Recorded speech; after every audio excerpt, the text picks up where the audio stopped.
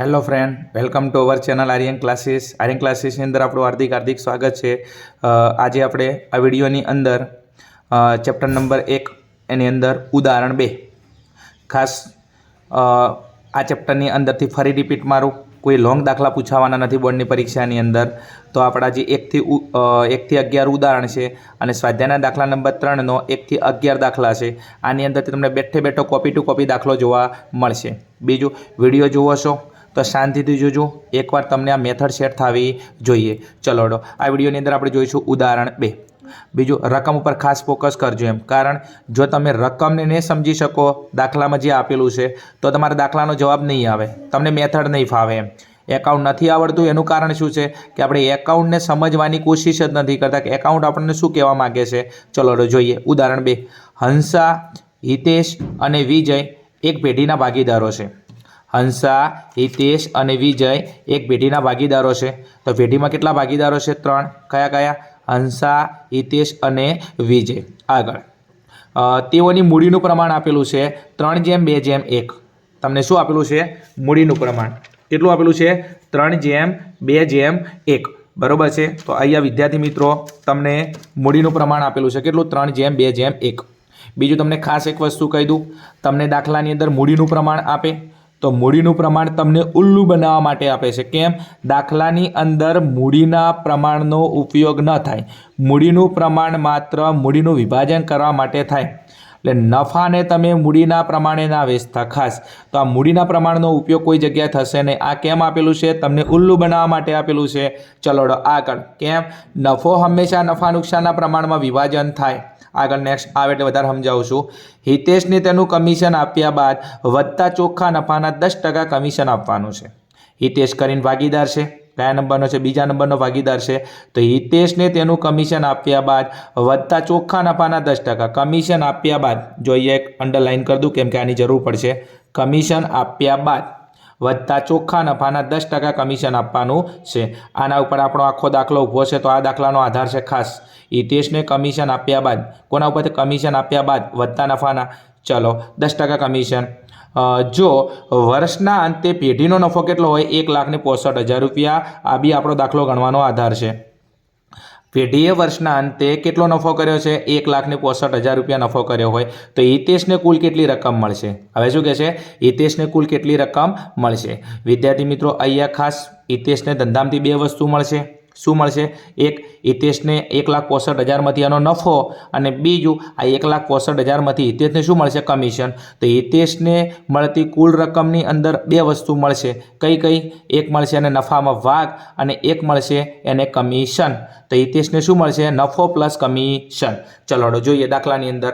દાખલો ગણવા માટે તમને જે વસ્તુ આપેલી છે એ વસ્તુ પહેલાં આપણે દાખલામાં થોડી હાઇલાઇટ કરી દઈએ। ચલો હળો સૌથી પહેલાં તમને કુલ નફો આપેલો 1,65,000, તો અહીંયા લખી નાખું કુલ નફો। શું લખી નાખું? કુલ નફો। ચલો કુલ નફો કેટલો આપેલો છે? 1,65,000 રૂપિયા। આપણો દાખલો ગણવાનો આધાર છે। ચલો બીજું તમને આપેલું છે કમિશનનો દર। શું આપેલું છે? કમિશનનો દર। ચલો કમિશનનો દર કેટલા ટકા છે? 10%। કેટલા ટકા છે? 10%।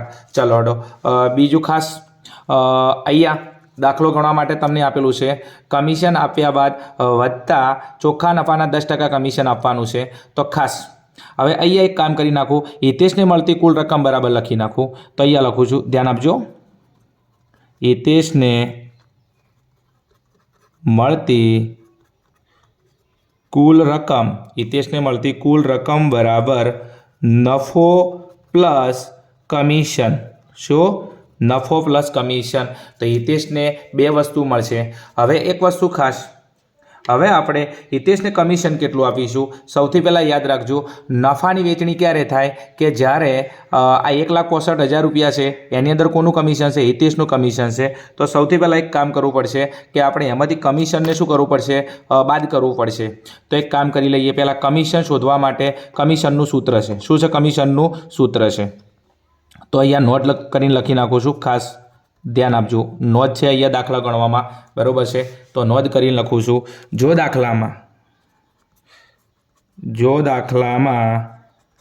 કમિશન બાદ કર્યા પછીના નફા પર કમિશન ગણવાનું હોય ત્યારે કમિશનનું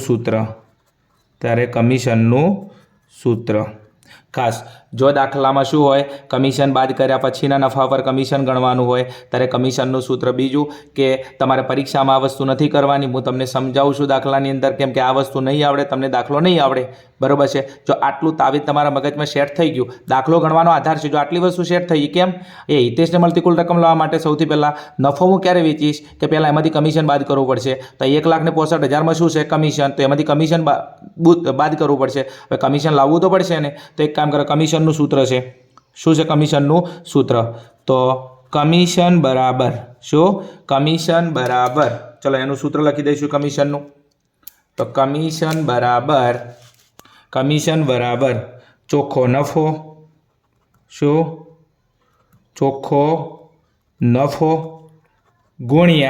નફો ગુણ્યા કમિશનના ટકા ભાગ્યા 100 પ્લસ કમિશનના ટકા ચલો આ સૂત્ર ક્યારે મૂકવાનું કમિશન બરાબર ચોખ્ખો નફો ગુણ્યા કમિશનના ટકા ભાગ્યા 100 પ્લસ કમિશનના ટકા આ સૂત્ર ક્યારે મૂકવાનું કે જ્યારે દાખલાની અંદર તમને શું આપેલું હોય કમિશન બાદ કર્યા પછીના નફા પર તમને કમિશન ગણવાનું હોય ત્યારે તમે જોઈ શકો છો અહીંયા દાખલાની અંદર તમને કીધું હતું કમિશન બાદ કર્યા વત્તા ચોખ્ખા નફાના બરાબર કમિશન બાદ કર્યા બરાબર છે પછીના નફા ઉપર છે તો અહીંયા સૂત્ર મૂકી દઈશું આપણે કમિશન બરાબર ચોખ્ખો નફો ગુણ્યા કમિશનના ટકા ભાગ્યા 100 પ્લસ કમિશનના ટકા સૂત્ર ક્યારે મૂકવાનું કે જ્યારે દાખલામાં કમિશન બાદ કર્યા પછીના નફા પર કમિશન ગણવાનું હોય ત્યારે ચલો હવે એક કામ કરી લઈએ આ કોનું કમિશન છે હિતેશનું કમિશન કોનું છે હિતેશનું બરાબર છે તો અહીંયા લખી નાખું હિતેશ આ કમિશન કોનું છે હિતેશનું ચલો હવે શું કરીશું આપણે બસ ગણતરી પર ફોકસ કરી દઈએ ચલો ચોખ્ખો નફો દાખલામાં કેટલો આપેલો છે બરાબર ચોખ્ખો નફો તમને આપેલો છે કેટલો આપેલો હતો દાખલાની અંદર તમને આપેલો હતો ચોખ્ખો નફો 1,65,000 રૂપિયા કેટલો છે 1,65,000 તો 1,65,000 તમને આપેલું છે દાખલામાં ગુણ્યા કમિશનના ટકા કેટલા આપેલા દાખલાની અંદર તમે અહીંયા જોઈ શકો છો 10% તમને આપેલા છે તો કમિશનના ટકા કેટલા છે 10 ભાગ્યા 100 પ્લસ કમિશનના ટકા તો 100 પ્લસ કમિશનના ટકા કેટલા 10 કેટલા થશે 10 તો 1,65,000 કેટલા 1,65,000 ગુણ્યા 10 ભાગ્યા 110 ચલો હવે નેક્સ્ટ શું કરીશું બસ આપણે જોડે કેલ્ક્યુલેટર છે તો કેલ્ક્યુલેટરનો આપણે ઉપયોગ કરી લઈએ બરાબર છે તમારો જવાબ આવી જશે ચલો હવે ડાયરેક્ટ ગણતરી કરી લઈશું આપણે ચલો તમને આપેલું છે 1,65,000 ગુણ્યા 10 ભાગ્યા 110 તો તમારો જવાબ કેટલો આવશે 15,000 રૂપિયા તમે કેલ્ક્યુલેટરનો ઉપયોગ કરશો 1,65,000 ગુણ્યા 10 ભાગ્યા 110 તો તમારો જવાબ કેટલો આવશે અહીંયા 15,000 કેટલો આવશે 15,000 રૂપિયા ચલો આ 15,000 શું આવ્યું બરાબર છે સામે હિતેશનું કમિશન આ શું આવ્યું હિતેશનું કમિશન બરાબર છે ચલો હવે એક કામ કરી નાખું આપણે જોડે નફો કેટલો પડ્યો હતો નફો 1,65,000 કેટલો પડ્યો તો 1,65,000 હવે નફાની અંદરથી 15,000 કમિશન કોને આપી જઈશું હિતેશને હવે સીધી વાત છે આપણા જોડે 1,65,000 રૂપિયા પડ્યા હોય એમાંથી આપણે 15,000 કોકને આપી દઈએ તો નફો વધે કે ઘટે તો ઘટે બાકી જિંદગી ના ઘટે ગુજરાતીનો વત ના ઘટે બરાબર છે ભણવાનું છે ટોપિકમાં આવતારો ચલો હવે એક કામ કરી નાખો નફામાંથી આ કમિશન બાદ કરીએ તો નફામાંથી કમિશન બાદ કરીએ તો એ નફો કયો હોય વેચણી પાત્ર નફો અથવા કમિશન બાદ કર્યા પછીનો નફો કયો હોય કમિશન બાદ કર્યા પછીનો નફો તો અહીંયા લખી દઈએ આપણે કમિશન બાદ કર્યા પછીનો નફો અને કૌંસમાં લખવું હોય તો વેચણી પાત્ર નફો અને આની શું થશે વેચણી તો ત્યાં આગળ શું કરીશું આપણે કુલ નફો માઇનસ કમિશન શું લખે કુલ નફો માઇનસ કમિશન ચલો કુલ નફો કેટલો હતો 1,65,000 ચલો હિતેશને કમિશન કેટલું આપી દીધું 15,000 રૂપિયા તેમાંથી 15,000 રૂપિયા બાદ કરી નાખીએ ચલો 1,65,000માંથી 15,000 રૂપિયા શું કરીએ બાદ કરી દઈશું તો કેટલા બચે બાળકો 15,000 તો 1,50,000 શું વધશે? 1,50,000 રૂપિયા. ચલો આ શું આવ્યો? કમિશન બાદ કર્યા પછીનો નફો. હવે એક કામ કરી દઈએ, હિતેશને 15,000 રૂપિયા કમિશન મળી ગયું. બીજું અહીંયા હિતેશને માટે મેં કીધું કે હિતેશને કુલ કઈ રકમ મળશે? નફો પ્લસ કમિશન મળી ગયું. હવે શું લાવવાનો છે? નફો. હવે તમે વિદ્યાર્થી મિત્રો એક ખાસ ધ્યાન રાખો, અહીંયા તમે જુઓ એમ હવે હિતેશને 1,50,000માંથી આપણે શું આપવાનો? નફો. બીજું અહીંયા તમે દાખલામાં શું આપેલું છે? મૂડીનું પ્રમાણ. શું આપેલું છે? મૂડીનું પ્રમાણ. અહીંયા તમે ચેક કરી શકો છો. ઘણા બધા વિદ્યાર્થી શું કરે છે? અહીંયા ભૂલ કરે છે, નફાને મૂડીના પ્રમાણે વેચીને આવતા. દાખલાની ગણતરી સાચી છે, બધું સાચું છે. આ મૂડીનું પ્રમાણ આપેલું છે. નફો હંમેશા નફા નુકસાનના પ્રમાણે વેચણી થાય. આ મૂડીનું પ્રમાણ છે, મૂડીના પ્રમાણમાં નફો વેચાય નહીં. તો આ મૂડીના પ્રમાણનો ઉપયોગ દાખલામાં નહીં થાય. ખાસ નફો હંમેશા નફા નુકસાનના પ્રમાણે વેચવરાય. અને દાખલામાં મૂડીનું પ્રમાણ આપેલું તમને ઉલ્લુ બનાવવા માટે આપેલું છે. તો હવે શું કરીશું? પ્રમાણ ક્યાંથી લાવીશું? તો જ્યારે દાખલામાં નફા નુકસાનનું પ્રમાણ ન આપેલું હોય ત્યારે ભાગીદારો નફો નુકસાન કયા પ્રમાણે વેચે? સરખે હિસ્સે. બરાબર છે. આવું ભાગીદારીના કાયદા 1932ની અંદર લખેલું છે. બરાબર છે. નફા નુકસાનનું પ્રમાણ દાખલામાં ન આપેલું હોય ત્યારે ભાગીદારો નફો નુકસાન કયા હિસ્સે વેચે? સરખે હિસ્સે.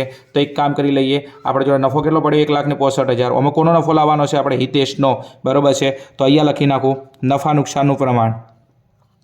નફા નુકસાનનું પ્રમાણ સરખે હિસ્સે એટલે 3 ભાગીદારો 1:1:1. બરાબર છે. તો 1,50,000માંથી અહીંયા લખી નાખું હિતેશનો નફો. શું લખી નાખું? હિતેશનો નફો. હિતેશને મળતો નફો. હિતેશને મળતો નફો. તો એના માટે આપણે શું કરીશું? અહીંયા 1,50,000 1,50,000 ગુણ્યા બરાબર છે હિતેશનો ભાગ કેટલો છે? હિતેશ બીજા નંબરે છે 1. બરાબર છે. અને કુલ ભાગ કેટલા છે? 3 ભાગ. અથવા ના ખબર પડે તો કુલ નફો કેટલો છે? 1,50,000. આમાં બધા સરખે હિસ્સે મળશે તો હિતેશને કેટલા મળશે? ટોટલ હિતેશને કેટલા મળશે? આમાંથી સરખે હિસ્સે એટલે 1,50,000ના 1,50,000 ભાગ્યા 3 તો હિતેશને કેટલા મળશે? 50,000. અથવા એક કામ કરો, હિતેશને મળતો નફો બરાબર 1,50,000 ગુણ્યા 1/3. ચલો તો 1,50,000ને આપણે ડિવાઈડ કરીએ તો 1,50,000ને 3 તો હિતેશને કેટલા મળ્યા? 50,000 રૂપિયા. તો એ નફામાંથી કેટલા મળ્યા? અને 50,000 રૂપિયા. હવે આપણે લાવવાનું શું હતું? હિતેશને મળતી કુલ રકમ. શું લાવવાનું હતું? હિતેશને મળતી કુલ રકમ. ચલો હડો તો અહીંયા નેક્સ્ટ દાખલાની અંદર લઈએ હિતેશને મળતી કુલ રકમ. થોડું ધ્યાન રાખજો. બરાબર છે. તો અહીંયા લખીશું હિતેશને મળતી કુલ રકમ. ખાસ ચલો અહીંયા લખી દઈએ હિતેશને મળતી કુલ રકમ. બરાબર છે. શું? હિતેશને મળતી કુલ રકમ. બરાબર છે. બરાબર નફો પ્લસ શું? નફો પ્લસ કમિશન. ચલો બાળકો હિતેશનો નફો કેટલો મળ્યો? 50,000 રૂપિયા. કમિશન કેટલું આપ્યું? 15,000 રૂપિયા. તો કેટલા આવશે ટોટલ? 65,000 રૂપિયા. કેટલા આવશે? 65,000 રૂપિયા. તો અહીંયા લખી દઈએ આપણે ફાઇનલ સ્ટેટમેન્ટ. તેથી હિતેશને પેઢીમાંથી શેમાંથી? પેઢીમાંથી કુલ 65,000 રૂપિયા મળશે. ચલો કેટલો ઇઝી દાખલો હતો તમે જોઈ શકો છો. બરાબર છે. એકદમ ઇઝી દાખલો હતો. તમને આવડે હોય તો પણ આના માટે પ્રેક્ટિસ માગશે. દાખલાની અંદર નવીનતાવાળા કોઈ ટોપિક હોય તો કયા છે? નવીનતાવાળા ટોપિક તો એક વસ્તુ ખાસ રકમ ઉપર થોડું હાઇલાઇટ કરી દઈએ તો એક અહીંયા મૂડીનું પ્રમાણ આપેલું હતું જેને આપણે ઇગ્નોર કરી દઈશું. કેમ? નફો હંમેશા કયા પ્રમાણે વેચવરાય? નફા નુકસાનના પ્રમાણમાં. મૂડીનું પ્રમાણ આપી અને ધ્યાનમાં લઈ લઈશું. બરાબર છે. બીજું એક કમિશન બાદ કર્યા પછીના નફા ઉપર તો એનું એક સૂત્ર છે. બસ આ 2 વસ્તુ તમે ધ્યાનમાં રાખો તો 100% તમને દાખલો આવડી જશે. બીજો વિડીયો સારો લાગ્યો હોય તો વિડીયોને લાઇક કરી દેજો, કોમેન્ટ કરી દેજો અને તમારા જે મિત્રો છે એમના સુધી અવશ્ય આ વિડીયોને મોકલાવજો. મળીશું નવા વિડીયોની અંદર નવા ટોપિક્સ હશે. Okay, thank you. જય હિન્દ, જય ભારત, તથાસ્તુ.